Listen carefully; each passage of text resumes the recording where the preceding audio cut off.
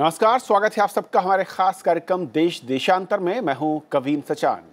उपराष्ट्रपति एम वेंकैया नायडू 12वें Asia Europe शिखर सम्मेलन में हिस्सा लेने के लिए बेल्जियम की 3 दिवसीय यात्रा पर हैं। ब्रसेल्स में 18 और 19 अक्टूबर को 12वीं एशिया यूरोप शिखर सम्मेलन हो रहा है, जिसमें भारतीय प्रतिनिधिमंडल का नेतृत्व उपराष्ट्रपति एम वेंकैया नायडू कर रहे हैं। इस साल सम्मेलन की theme global partners for global challenges है। सम्मेलन का आयोजन यूरोपीय यूनियन ने किया है और उसकी अध्यक्षता यूरोपीय काउंसिल के अध्यक्ष करेंगे। सम्मेलन में 51 देशों के राष्ट्राध्यक्षों के शामिल होने की उम्मीद है। शिखर सम्मेलन में व्यापार, निवेश, सुरक्षा और पर्यटन के क्षेत्रों में एशिया और यूरोप के बीच वार्ता और सहयोग की बातचीत को आगे बढ़ाने की तैयारी है और ये इसके लिए एक सर्वोच्च मंच माना जाता है। तो इस बार की थीम और इस बार के एजेंडे पर बातचीत करेंगे। हमारे साथ 3 बेहद खास मेहमान स्टूडियो में हैं। प्रोफेसर गुलशन सचदेवा हैं, school of international studies JNU से, सर स्वागत है। अशोक सज्जनहार हैं, पूर्व राजदूत, सर स्वागत है आपका। आलोक बंसल, निदेशक इंडिया फाउंडेशन से, आलोक जी स्वागत है। शुरुआत अशोक सर मैं आपसे करना चाहूँगा, खासतौर पर इस समिट को लेकर काफ़ी ज़्यादा उम्मीदें दिखती हैं और कहा जाता है एशिया और यूरोप के बीच में एक ब्रिज के तौर पर है और जब से बना है तब से काफ़ी सकारात्मक नतीजे तो नहीं कहूं लेकिन पहल जरूर होती रही हैं। इस बार कैसे दिखता है इसका एजेंडा? जी, आपने बिल्कुल ठीक कहा है। जो अगर ये देखा जाए ये 12वां शिखर सम्मेलन है।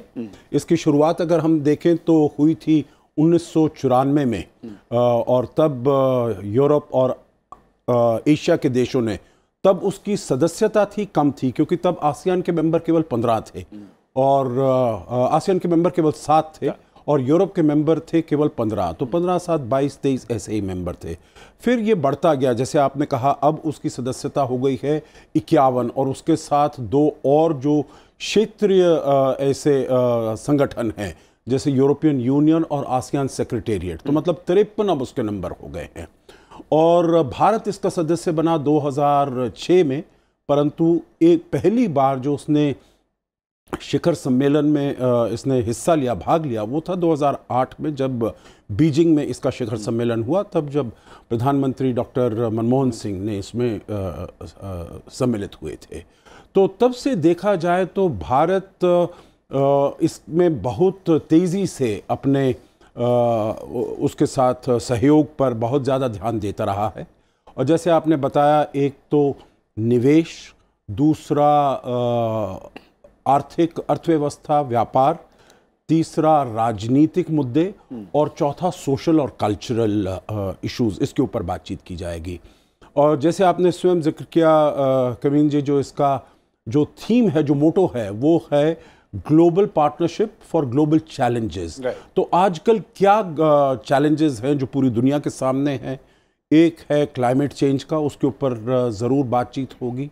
दूसरा है आतंकवाद का, उसके ऊपर ज़रूर बातचीत होगी।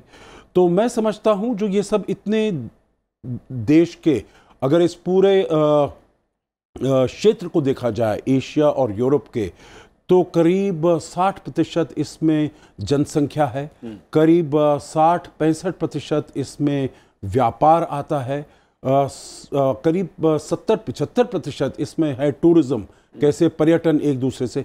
तो मतलब ये जो क्षेत्र है, जो ये इसका मायना है, बहुत अधिक है। और इसमें एक तो जो उपराष्ट्रपति वहाँ पर जाएंगे, वो प्लीनरी में बातचीत करेंगे, प्लीनरी में शिरकत करेंगे।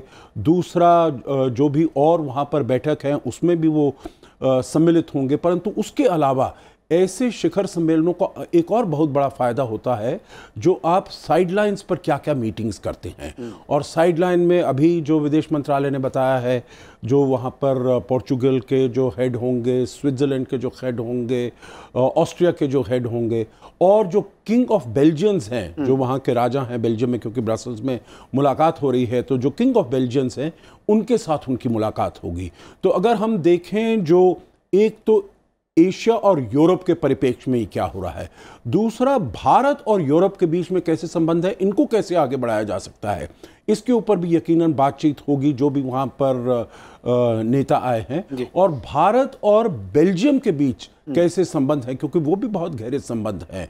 20 तारीख को वहाँ पर इंडियन डायस्पोरा को एड्रेस करेंगे। इंडियन डायस्पोरा वहाँ का बहुत ही महत्वपूर्ण है, क्योंकि वहाँ पर डायमंड मर्चेंट्स बहुत हैं, हीरो के व्यापारी बहुत ज़्यादा हैं। और वहाँ पर मुझे याद है जब मैं बसेस में हुआ करता था 2006 में, तब हमने वहाँ पर महात्मा गांधी की मूर्ति को स्थापित किया था और जो उपराष्ट्रपति हैं वो वहाँ पर जाएंगे, उनको भी श्रद्धांजलि देंगे। 150वीं वर्ष है उनके महात्मा गांधी के जन्म का, तो उसके ऊपर भी एक कार्यक्रम आयोजित किया जाएगा। तो मेरे विचार से 18, 19, 20 3 दिन का जो उनका ये दौरा है बहुत ही महत्वपूर्ण होगा, और न केवल एशिया और यूरोप के साथ जो संबंध हैं उनको आगे बढ़ाने में, परंतु भारत और यूरोप और भारत और बेल्जियम के संबंधों को भी आगे ले जाने में काफ़ी अहम साबित होगा। प्रोफेसर गुलशन, क्योंकि मैं पहले अगर इकोनॉमिक फ्रंट पर आता हूं और ये दोनों एशिया और यूरोप की अगर बात करूं, इस वक्त जो हालत है अंतर्राष्ट्रीय पटल पर और जो ट्रेड वॉर या तमाम तरह के व्यापार की बातें हो रही हैं, किस तरीके से ये दोनों जब साथ बैठ रहे हैं, किस तरह से बातचीत या फिर एजेंडे में जो पॉइंट हैं उसमें यहाँ पर भी कुछ बातचीत होगी, कुछ सहमत दिखेगी?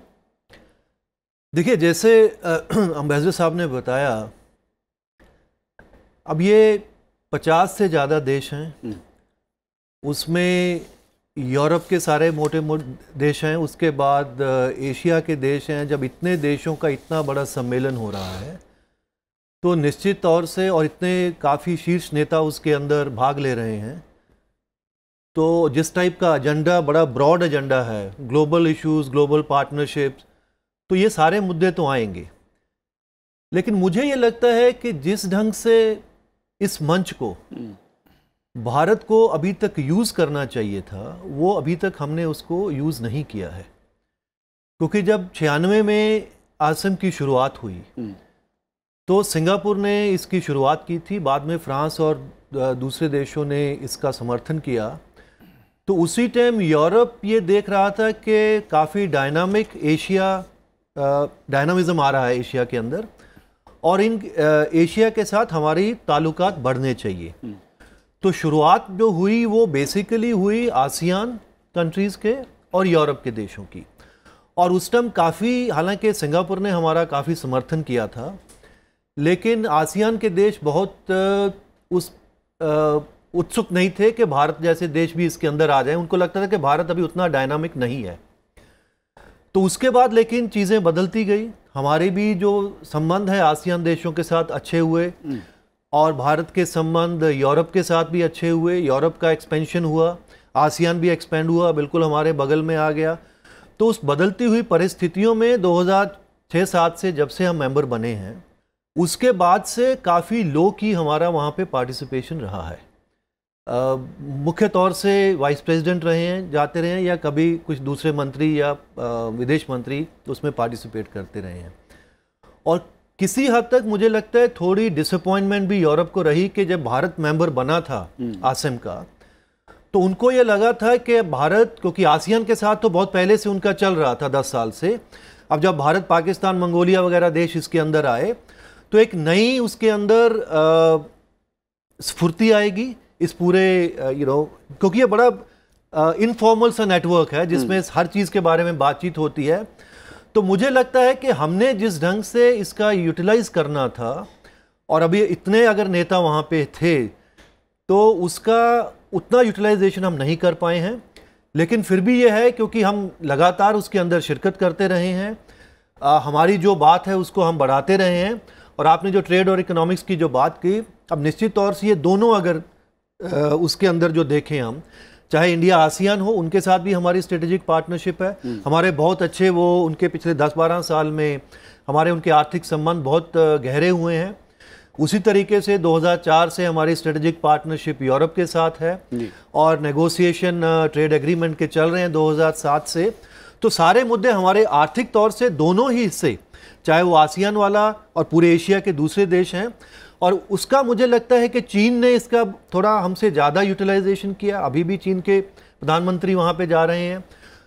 तो उसका मेरी दृष्टि से आसिम एक बहुत बड़ा प्लेटफॉर्म था। जब तक हम उसके मेंबर नहीं बने थे, थोड़ी हमको डिसअपॉइंटमेंट थी कि हम नहीं बने हैं, लेकिन जब बन गए हैं उसके बाद से उसका जितना यूटिलाइजेशन भारत को करना चाहिए था वो हम नहीं कर पाए हैं। लेकिन एक बहुत बड़ा मंच है, इसकी बहुत संभावनाएं, हम उसको यूज़ कर सकते हैं।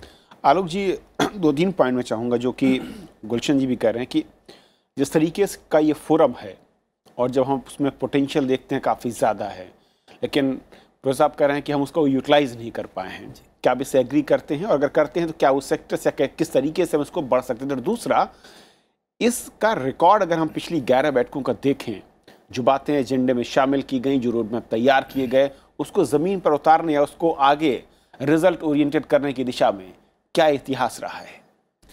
देखिए, इसमें कोई शक की बात नहीं है कि इस मीटिंग को हमने उतना महत्व नहीं दिया जितना कई अन्य सम्मेलनों को दिया गया। और ये इस बात से स्पष्ट दिखता है कि इतने बड़े कॉन्ग्रीगेशन को, जहाँ पे कि 51 देश मिलेंगे, 2 बड़े संगठन मिलेंगे, यूरोपियन यूनियन और आसियान के जो रिप्रेजेंटेटिव्स होंगे, वहाँ पे हमने एक ही बार सिर्फ अपने प्रधानमंत्री को भेजा है। और जिस तरीके से चीन इसको महत्व दे रहा है, हम उतना महत्व नहीं दे रहे। लेकिन मेरे ख्याल से इस बैठक का महत्व इसलिए ज़्यादा है कि ये एक बैठक एक ऐसे दौर में हो रही है जब अटलांटिक की जो खाई है वो बढ़ रही है। अगर आप देखें, आज यूरोप की सड़कों में जिस तरीके से अमेरिका का विरोध हो रहा है, शायद पिछले कई दशकों में कभी नहीं हुआ। अभी कुछ समय पहले ही ब्रसेल्स में आपने देखा अमेरिकी उपराष्ट्रपति के खिलाफ प्रदर्शन हुआ, जहां हमारे भारतीय उपराष्ट्रपति गए हैं। तो ऐसे वक्त में जब अमेरिका और यूरोप के बीच में कई वैश्विक मुद्दों पर मतभेद है, एशिया और यूरोप का आना एक साथ महत्वपूर्ण हो जाता है, क्योंकि कई ऐसे मुद्दे हैं जिसमें एशिया और यूरोप के बीच में एकात्मता है और शायद यूरोप और अमेरिका के बीच में नहीं है, अंतर है। जैसे ईरान का मुद्दा हो गया, या कई क्लाइमेट चेंज का मुद्दा हो गया। जैसे अभी आप देखिए, जैसे सज्जनहार साहब ने कहा कि जलवायु परिवर्तन का जो मुद्दा है बहुत महत्वपूर्ण मुद्दा है, जिस पे हमें बात करनी चाहिए। पर आपको मालूम है अमेरिकी राष्ट्रपति का जलवायु परिवर्तन के प्रति क्या नजरिया है। तो इस वक्त जो है यूरोप चाह रहा है कि अन्य राष्ट्र उसके साथ हैं, और एशियन राष्ट्र जैसे पहले भारत और चीन, इस बात पर जिस तरीके से हमारी जो स्टैंड रहती थी उसमें भी अब परिवर्तन आया है। भारत और चीन दोनों ने ही अपने जो ग्रीन हाउस एमिशंस है उसको काफ़ी हद तक कट किया है, और हम इस तरफ काफ़ी तरक्की कर रहे हैं। तो इसमें एक एकात्मता आ रही है। ईरान का मुद्दा है, उसमें मेरे ख्याल से काफ़ी हद तक एकात्मता है, जहाँ तक यूरोप और एशिया के बीच में है। और एक जो मुद्दा जो बहुत महत्वपूर्ण है, जिसके बारे में शायद अभी बात नहीं की, वो आतंकवाद का है। कि आतंकवाद का मुद्दा है जिससे सारे राष्ट्र प्रभावित हैं, यूरोप भी, एशिया भी। आई थिंक इसमें एक आवश्यकता है कि हमको एक दूसरे से और ज़्यादा बातचीत करने की बात है करनी चाहिए। ये महत्वपूर्ण इसलिए भी है कि इस वक्त फाइनेंशियल एक्शन टास्क फोर्स की जो टीम है वो इस्लामाबाद पहुंची हुई है, और जहां से पिछले काफ़ी समय से जो आतंक का स्रोत रहा है, क्योंकि किसी भी आतंक को कंट्रोल करने के लिए इसकी जो वित्तीय चैनल्स हैं उनको रोकना बहुत आवश्यक है। तो मेरे ख्याल से इन जो इस संगठन में जहां 51 राष्ट्र है, अगर ये 51 राष्ट्र मिलकर कोई निर्णय लें इस तरफ तो आगे बढ़े। लेकिन पिछला जो इतिहास बताता है, इसमें ज़्यादा मैंने जैसे कहा कि क्रियान्वयन उस तरीके से नहीं हुआ जैसे कई अन्य मल्टीलैटरल फोरम पे होता है। शायद इसलिए क्योंकि राष्ट्र काफ़ी ज़्यादा हैं और सबका कमिटमेंट इसकी तरफ एक जैसा नहीं है। कुछ राष्ट्र ज़्यादा कमिटेड है, कुछ कम कमिटेड है। जैसे आसियान और जो ईयू के आसियान के पहले राष्ट्र थे, उन्होंने शुरू में जो, अगर इसका आप देखें तो मेरे ख्याल से शायद ज़्यादा इफेक्टिव ऑर्गेनाइजेशन था। जैसे जैसे इसका डाइल्यूशन हुआ है, उसकी इम्प्लीमेंटेशंस जो हैं वो उतने मेरे ख्याल से अच्छे नहीं रहे। अशोक सर, वाकई सहमत हैं आप कि जिस तरीके से ये बना, और जब ज़रूरत जिस वक्त दिख रही थी, जो खाई बढ़ती जा रही थी उसको पाटने की बात हो रही थी, चाहे वो ट्रेड हो, मैन टू मैन कॉन्टैक्ट की बात हो, या फिर ग्लोबल जो इश्यूज़ हैं उनको लेकर हो, लेकिन क्या इसने अपनी पुरानी बैठकों के इतिहास से दिखाया कि इम्प्लीमेंट करने को लेकर किस तरह की दिक्कत रही? और इस बार जो है जो फोकस दिख रहा है, क्योंकि ग्लोबल चैलेंजेस की जब बात होती है तो जाहिर है कि नज़रें सब पर ज़्यादा हैं। और आलोक साहब ने सही कहा कि अमेरिका को लेकर उतना विरोध यूरोप के अंदर है और एशिया में ज़्यादा समर्थन है, कि खाई पहले से कहीं समीकरण बदले भी हैं। देखिए, बात ऐसी है कविंग जी, मैं तो ये कहूँगा जो भी कोई ऐसे बहुपक्षीय फोरम हैं, जितने ज़्यादा हों अच्छे रहते हैं, क्योंकि ये आपको एक पॉसिबिलिटी, एक संभावना देता है जो आप वहाँ पर जाकर बातचीत कर सकते हैं, एक अपना पक्ष बता सकते हैं, और फिर साइड लाइन्स पर आपके जो मित्र हैं जिनके साथ आपके इंटरेस्ट मिलते हैं वगैरह, उनको आप एडवांस कर सकते हैं। मेरे ख्याल से इस फोरम को हमें वो इतना नहीं बताना चाहिए जो या हमने इतना इंटरेस्ट नहीं लिया या हमने इतना फोकस नहीं किया, क्योंकि देखिए बात ऐसी है, अगर हम देखें 28 देश यूरोप के और चाहे वो आतंकवाद हो, चाहे वो ट्रेड, इकोनॉमिक, कॉमर्स हो। अभी आप ब्रेक्सिट देख रहे हैं, ट्रेड के ऊपर 4 फ्रीडम्स जिसे वो कहते हैं, गुड्स, इन्वेस्टमेंट, पीपल और सर्विसेज, उसमें उनके अपने अंदर भी इतनी वो अग्रीमेंट नहीं है। अगर यहाँ पर देखें आप एशिया में, तो वहाँ पर करीब 28 हैं, यहाँ से करीब 23 मुल्क हैं जी। अब उनमें भी आतंकवाद का ही मुद्दा ले लीजिएगा, तो चीन तो भारत का जो एक बिल्कुल वो है, मसूद अजहर को आप डेजिग्नेट करिए, उसको मानने को तैयार नहीं है। आप वहाँ पर देखते हैं चीन के एरिया में, शिनजियांग में आजकल जो रिपोर्ट्स इतनी निकल कर आ रही हैं, जो उन्होंने 1 मिलियन से ज़्यादा वीगुर्स को वहां पर रखा हुआ है री एजुकेशन कैंप इंटर्न करने के लिए, परंतु एशिया का ही कोई भी मुल्क, चाहे वो मुस्लिम देश हो, कोई भी उसके विरुद्ध नहीं बोल पाया।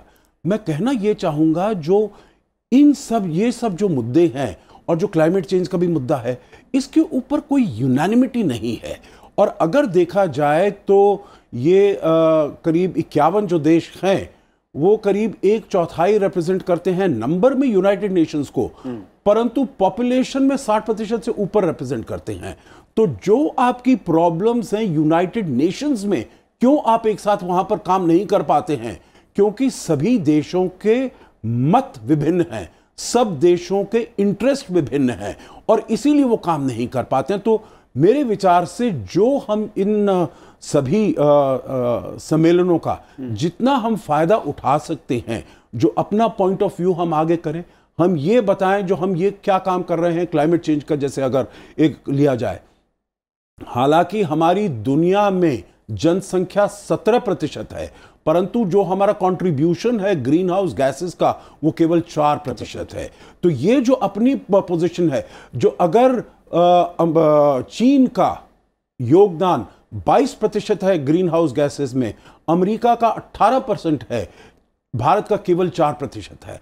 अगर पर कैपिटा हम देखें जो कितना टन्स आप रिलीज करते हैं, तो चीन का होगा 6-7 ton per capita per year, Bharat का 1 टन, अमेरिका का 20 टन।